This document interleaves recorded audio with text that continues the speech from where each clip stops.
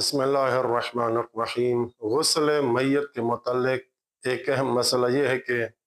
आयतुल Sistani Minhajus सालिहीन की पहली जिल्द मसला नंबर 271 में लिखते हैं कि और ये मोमिनीन मोमिनात की तरफ से पूछा भी जाता है। फरमाते हैं कि जब मैयत का बदन गुस्ल मैयत मुकम्मल करने के बाद किसी चीज़ से नजस हो जाए या फिर मैयत को गुस्ल दिया जा रहा था, अभी गुस्ल मैयत मुकम्मल नहीं हुआ था, मैयत का बदन एक खारजी निजासत की वजह से उसका बदन नजस हो जाए, मसलन गुस्ल मैयत देने वाले के हाथ से खून निकला और वो खून मैयत के बदन को लग गया वगैरह, या फिर खुद मैयत के बदन से खून निकल आया,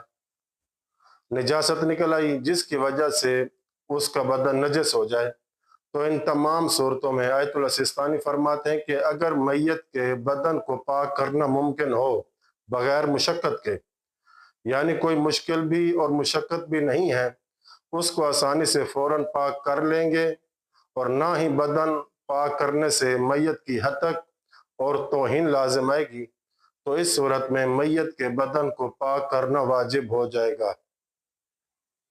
अगरचे मैयत के बदन को कब्र में रखने के बाद इसके मुंह से या नाक वगैरह से खून या कोई और निजासत वगैरह निकल आई है, तो इस सूरत में अगर मुमकिन है तो उस मैयत को बाहर निकालें, यानी मुशक्क़त भी लाजिम नहीं आ रही और मैयत की तौहीन और हतक भी लाजिम नहीं आ रही और फ़याम में, तो इसको पाक करें,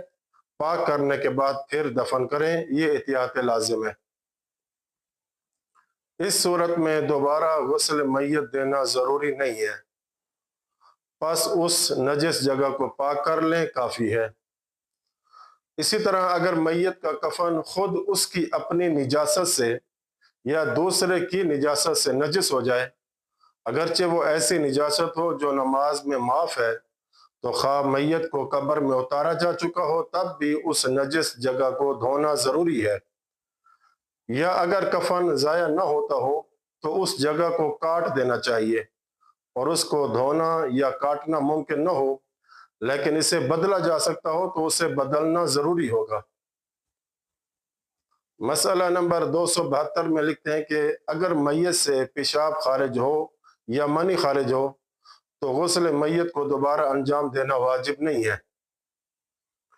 अगरचे मैयत को कब्र में भी रख दी गई तब भी गुस्ल ज़रूरी नहीं है, बस हुक्म वही है कि बदन अगर नजस हुआ है तो पाक करेंगे या कफन नजस हुआ है तो पाक करेंगे, जैसा कि ऊपर मसले में बयान किया है। वसल्लल्लाहु अला मुहम्मद व अहले बैत।